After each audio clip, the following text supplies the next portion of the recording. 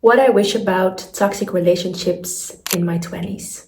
I wanted to make this video because recently I've been thinking more about my past relationships and basically to see them as blessings and what I've learned from them. But also due to my coaching with clients, I've learned a lot about relationships and toxic relationships, and I've read a lot about it. So today I just wanted to kind of show you my insights that I wish I knew in my 20s, and I wish in my 20s that someone would kind of like have told me. So here I'm just sharing them today with you.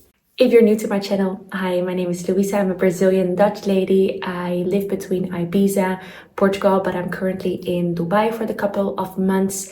And I'm making more videos on my way of eating, which is animal-based, protein, and also more on the insights that I'm getting as a certified life coach that I'm always so happy to share with you. So yes, let's start with the topic of today, toxic relationships.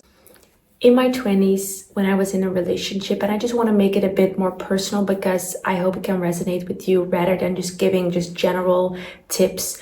I, back in the days, always thought that if I just forgive faster, if I just stay peaceful, if I just stay calm, don't raise my voice, don't give my opinion in the relationship, that I just love deeper, that I just forgive, that things will change for the better. But here's the truth, love isn't supposed to break you.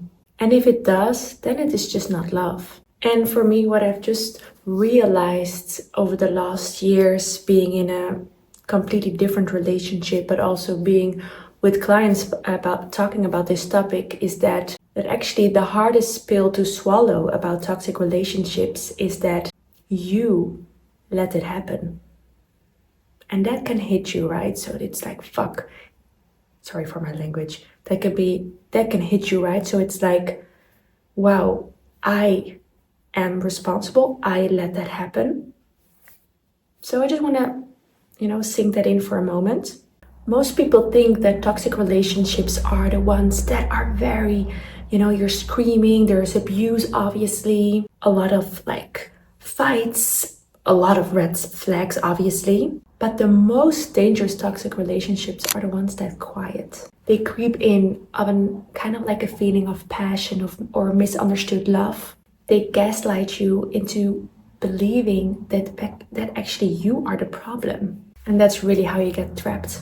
So have you also experienced relationships, or are you currently in a relationship where you just feel you're constantly walking on eggshells? I've experienced this for sure in the past, and I felt like I just was not able to fully be myself. If I spoke up, I was too sensitive. If I didn't, I was cold and distant. No matter what I did, I lost. And that's exactly how they wanted it. I guess the biggest lie you can tell yourself is like, oh, they don't mean it. But really, they did. Every time they made you question your worth, every time they made you the villain of the story for reacting in a certain way or reacting such in a way that they feel it was a disrespect. But this wasn't an accident. This was a choice. And in my 20s, I stayed because I thought if I step out of the relationship, I lose and I'm a failure. But the real failure here was betraying myself every time I chose them over my own inner peace. Back then, no one, of course, told me about how terrifying it is to leave, how to withdraw from a toxic person is actually feeling like breaking a complete addiction. Because in a way, that's it. That is the thing. A toxic relationship is a part of a kind of like an addiction. Toxic relationships are like drugs. They give you highs that feels like love, but they destroy you in the process. But this is what I wish I knew sooner. The second you choose yourself over them, you win. Not them, you. Because real love doesn't make you beg for it. Real love doesn't feel like a battlefield. Real love feels like home. Some practical red flags that I ignored, but you shouldn't. You feel anxious when their name pops up on your phone. You constantly second guess yourself. They never apologize, they only complain. And you are constantly to blame. They make you feel like you're too much or that you're never enough. And your instincts are never wrong. Because if you feel unsafe, unheard or unappreciated, trust yourself. Then last thing, a practical tip that I wish I knew in my 20s is to write down the excuses you make for them. And if you're constantly saying to yourself, well, they had a bad day or they didn't mean to hurt me, step back, reflect on this. Because if you have to explain away how they behave, that's not love. I also want to share this part because if you have been feeling like this, a great exercise is to redefine love for you.